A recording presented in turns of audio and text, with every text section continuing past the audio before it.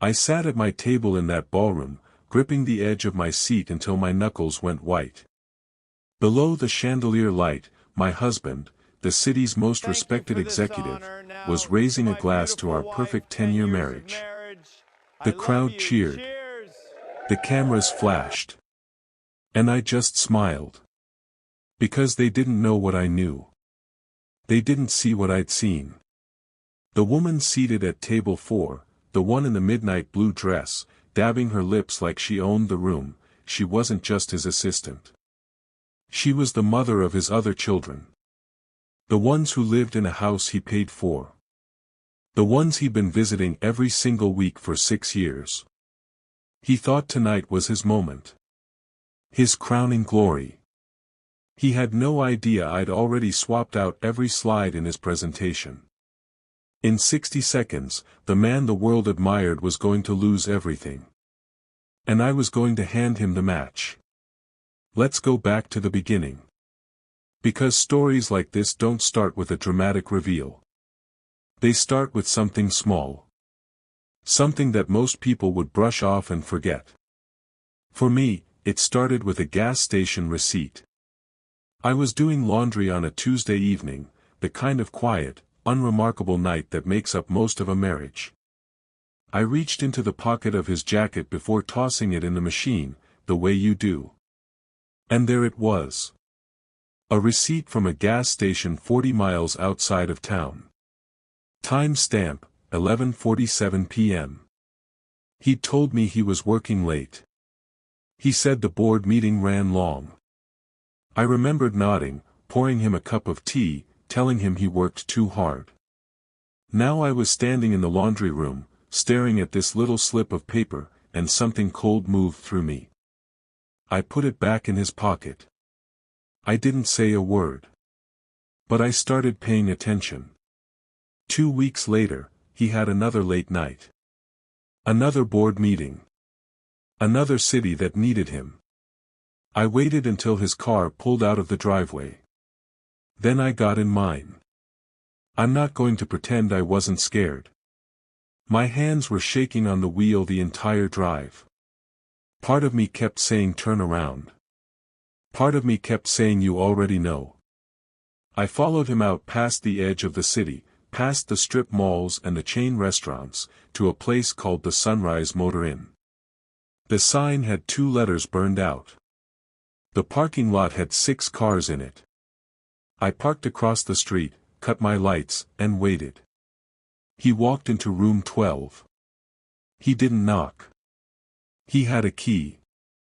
And then I saw her open the door. She was younger than I'd imagined. Pretty in a tired sort of way. She was wearing a robe, and she leaned up and kissed him on the cheek like it was the most natural thing in the world. I thought I was going to be sick. I sat there in that parking lot for 20 minutes, just breathing.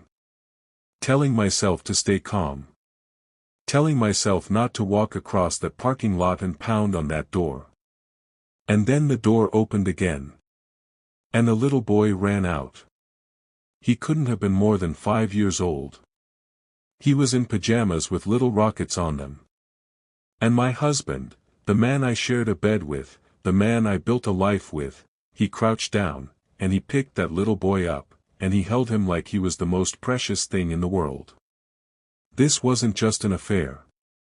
This was a second life. A second family. And I hadn't even scratched the surface yet. Now I want to ask you something, and I want you to really think about it. If you had been standing in that parking lot, what would you have done? Would you have walked across that street and ended it all right there? Or would you have done what I did, gone home, gone quiet, and played the long game? Because I chose the long game. And it was the hardest thing I've ever done. I needed proof. Not for my own peace of mind, I already had that, burned into my memory from that parking lot. I needed proof that would hold up. Proof that could not be explained away, smoothed over, or spun by a good attorney. So I became very, very good at being a supportive wife. I started bringing him lunch at the office. Twice a week. The girls at the front desk started calling me the sweetest thing. His assistant, the one who would smile at me and offer me coffee, I would smile right back. I was looking at everything. Files left open on desks. Sticky notes. A second phone he kept in his briefcase that he thought I hadn't noticed. One afternoon, I arrived at his office 20 minutes before he expected me. His door was slightly open. I heard voices inside. I didn't walk in. I stood just outside and listened. The voice I heard second was hers. She wasn't talking about work. She was laughing about me. I want to be clear about something. During all of this, during the months I was quietly gathering every piece of evidence I could find, he became the most attentive husband you've ever seen. Flowers on a Wednesday. Reservations at restaurants I'd mentioned once, offhand, months before. A weekend trip he planned just for the two of us. He held my hand at dinner. He told me I was the foundation of everything he'd built. And I sat across from him and smiled and said, "This is wonderful, thank you." Because here's the thing about being gaslit for years, at a certain point, you develop a very steady face. You learn to separate what you feel from what you show. It becomes almost mechanical. Meanwhile, at the office, his assistant was getting bolder. She started making little comments when I visited.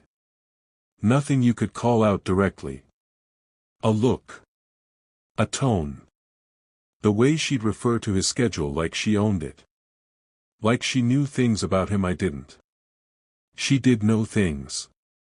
That much was true. But so did I. More than either of them realized. I found the first set of papers in a locked box in the back of his home office closet. I'd known the box was there for years. He'd told me it held old tax documents. I'd never had any reason to look. The day I opened it, I used a spare key I'd had cut 6 weeks earlier from the one he kept on his main ring. He never noticed it was gone. Inside, bank statements from an account I had never seen. Monthly transfers, like clockwork, for 6 years. Consistent. Deliberate. A second mortgage on a house in a neighborhood 45 minutes away. And at the very bottom of the box, tucked inside an envelope with no label, 2 birth certificates. A boy, age 5. A girl, age 3. I sat on the floor of that closet for a long time. Then I photographed everything, put it all back exactly as I found it, and locked the box. And I went downstairs and started dinner. 3 weeks later, he came home buzzing with excitement. He poured 2 glasses of wine without being asked. He told me the board had voted. He was going to be named Executive of the Year at the company's annual gala. The biggest event of the firm's calendar. Press, board members, donors, partners, everyone who mattered would be in that room. He wanted me by his side. Front and center. His partner.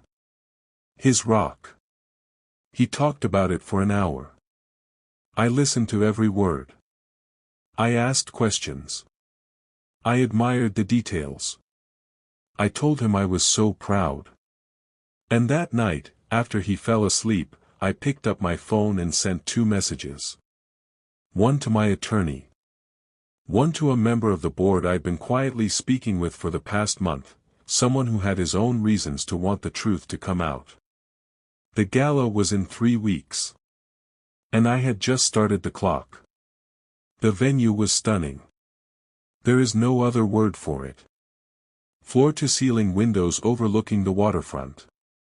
Round tables draped in white linen, centered with tall arrangements of white orchids. A stage at the far end with a podium and a screen behind it the size of a billboard. Servers moved through the crowd with trays of champagne. The room hummed with that particular kind of energy you only get when wealthy people gather to celebrate one of their own. I wore a deep burgundy dress. He told me I looked beautiful.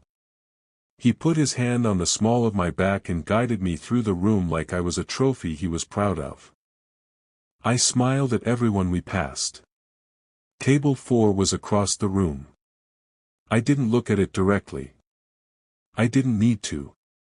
I already knew she was there. An hour before the main ceremony, while my husband was making his rounds shaking hands, I excused myself to freshen up.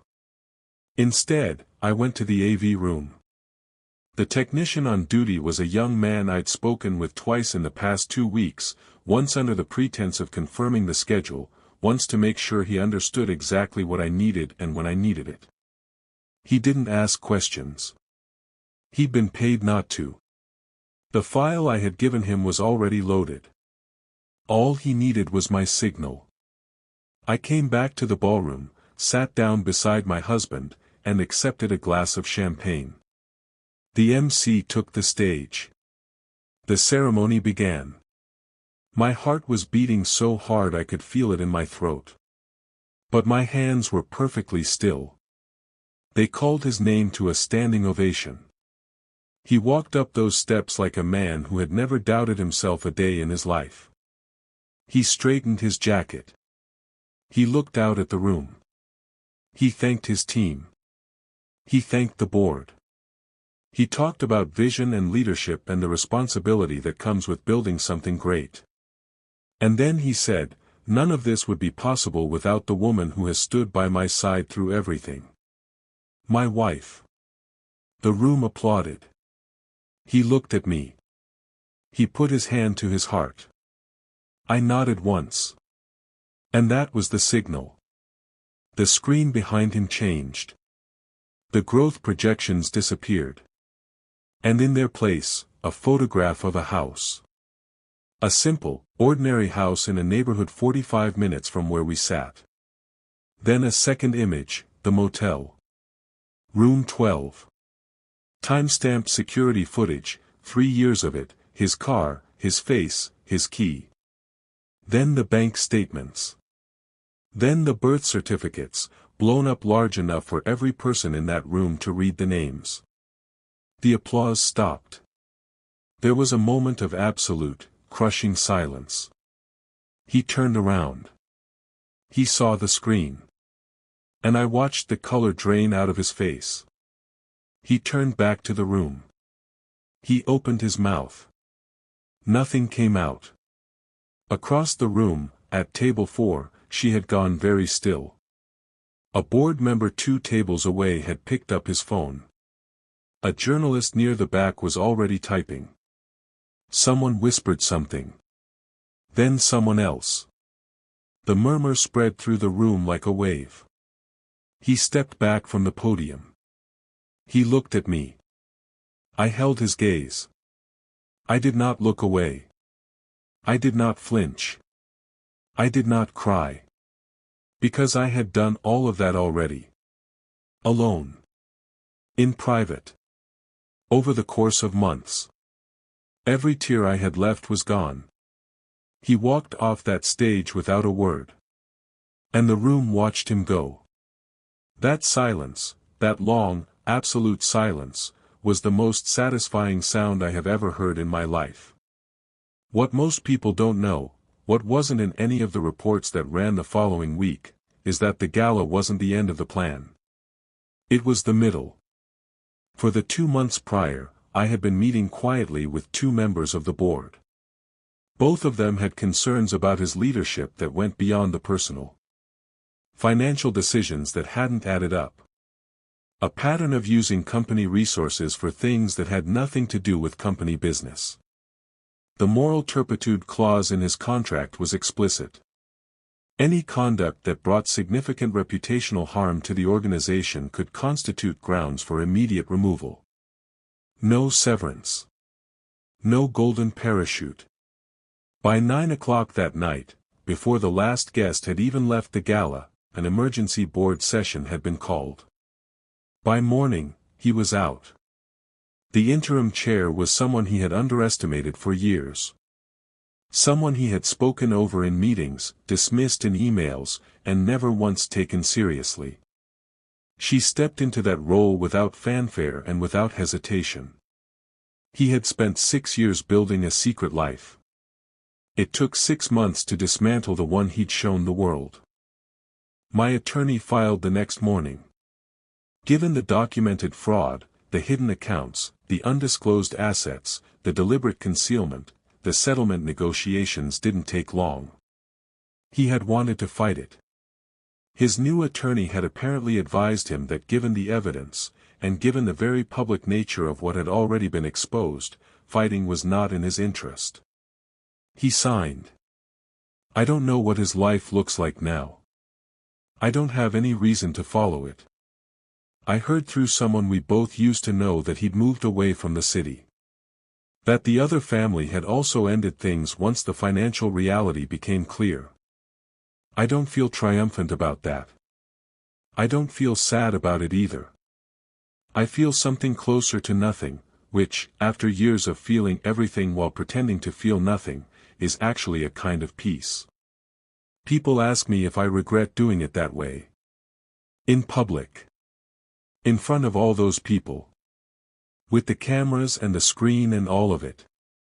Here's my honest answer. He made his choices publicly. He accepted that award publicly. He built a reputation publicly, using my face and my name and my presence as part of the story he was selling. He stood at that podium and thanked me in front of everyone while knowing every single thing he had done. So yes. I ended it publicly. And I would do it again. But here's what I think about more than the gala, I think about the night in that parking lot. The little boy in the rocket pajamas. 2 children who did nothing wrong and are caught in the middle of something they didn't choose. Whatever I feel about everything else, that part stays with me. There is no clean ending to a story like this. There is just the truth, finally out in the open, and then the slow, quiet work of figuring out what your life looks like now. Mine looks different than I expected. But it's mine. All of it. Finally, just mine. He lost everything for a secret he thought he could bury. Was the public exposure too much, or did he get exactly what he deserved? Drop your answer in the comments. If this story hit close to home, share it with someone who needs to hear it. And if you're new here, subscribe, because the next story makes this one look tame. I'll see you there.